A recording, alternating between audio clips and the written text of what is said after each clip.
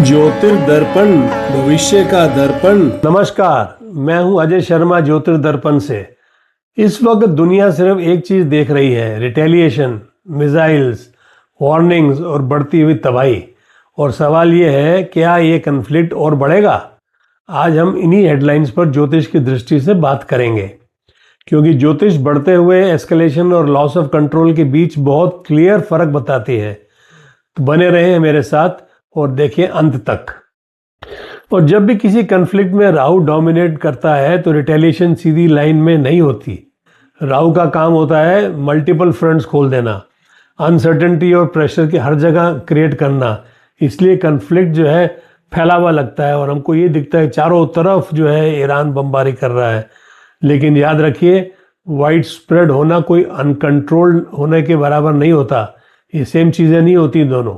तो इसलिए जो हमें दिख रहा है ग्रहों के हिसाब से कि ये भी एक स्ट्रेटेजिक तरीका है वॉर करने का जो ईरान ने अपनाया है।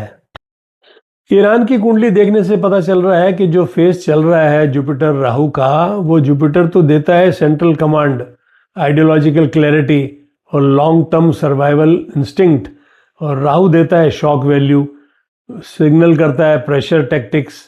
और इस कॉम्बिनेशन का मतलब होता है कैलकुलेटेड एग्रेशन, बट क्योटिक नहीं होता है, यानी इसमें जो है बहुत गड़बड़ नहीं होती है इसके अराउंड।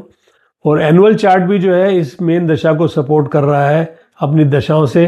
तो इसका मतलब साफ है कि इरिवर्सिबल डैमेज अलाउ नहीं होने देगा ये प्रोसेस जो है, जो भी वॉर चल रही है। बहुत सारे लोग एक्लिप्स को वॉर के साथ जोड़ते हैं। एस्ट्रोलॉजी का रूल सिंपल है कि एक्लिप्स वीकनेस को एम्पलीफाई करता है, वीकनेस क्रिएट नहीं करता। ईरान के चार्ट में मार्स डोमिनेंस नहीं है, इमोशनल कलेप्स का योग नहीं है। इसलिए इस ल्यूनर एक्लिप्स का ईरान की स्ट्रेटेजी का जो स्टाइल है, जिस पे वो काम कर रहा है, उस पर कोई ज़्यादा इम्पैक्ट नहीं पड़ेगा। एक्लिप्स खाली शोर को बढ़ाएगा पर डायरेक्शन नहीं बदलेगा वॉर की।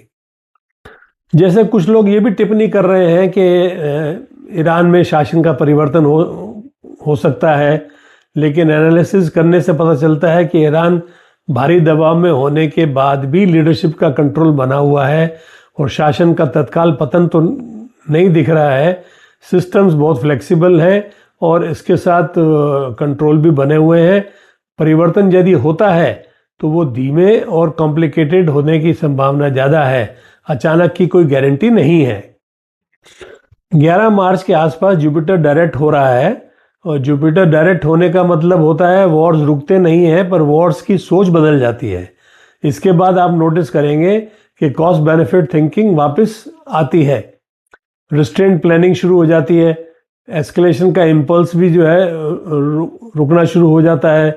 और ये प्रोसेस है, ये एक अंदर ही अंदर चलता हुआ प्रोसेस होता है, जो कि बाहर आपको दिखेगा नहीं, अनाउंसमेंट भी नहीं आएगी इसकी, पर प्रोसेस स्टार्ट हो जाएगा वॉर को रोकने का। यदि आपने मुझे अभी तक सब्सक्राइब नहीं किया है तो कर लें फटाफट, और बेल आइकन को ऑन कर लें, और अपने फ्रेंड्स को भी फॉरवर्ड करें ये वीडियो। अब जो है इस फाइनल सेगमेंट में आने से पहले मैं आपको बताऊंगा कि मेरा फाइनल सेगमेंट में क्या एलिमेंट कवर कर रहा हूँ। फाइनल सेगमेंट में मैं ये बताने जा रहा हूँ कि इस लड़ाई का अंत क्या होगा और कब होगा।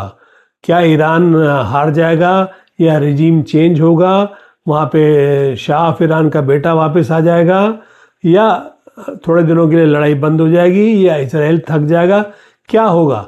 इसका फैसला अभी मैं मेरी तरफ से ज्योतिष के हिसाब से आधार से मैं आपको दूंगा। तो मेरे साथ बने रहें, देखते हैं क्या होता है। इस कन्फ्लिक्ट का एंड ट्रीटी से नहीं आएगा, इसका एंड तब आएगा जब हेडलाइंस धीरे धीरे कम होंगी, रिटेलिएशन सिंबॉलिक हो जाएगा और प्रेशर बैटलफील्ड से सिस्टम के अंदर शिफ्ट हो जाएगा। यानी ज्योतिष के हिसाब से इसे कहते हैं रणनीतिक थकावट। तो ये थकावट देखनी को मिलेगी हमारे को। तो फाइनल बात यह है कि ये कन्फ्लिक्ट जीतने के लिए नहीं है, हराने के लिए नहीं है। ये कन्फ्लिक्ट है प्रेशर क्रिएट करने के लिए। और जब जुपिटर और वीनस डोमिनेट करते हैं तो वॉर्स डायरेक्शन भी बदल जाते हैं और दुनिया नहीं बदलती है। तो ये वॉर जो है एक जैसे शुरू हुई वैसे ही धीरे धीरे ख़त्म भी होगी, और इसका फाइनल रिजल्ट आते आते बहुत समय लगेगा। ये लंबी चलने वाली लड़ाई नहीं है।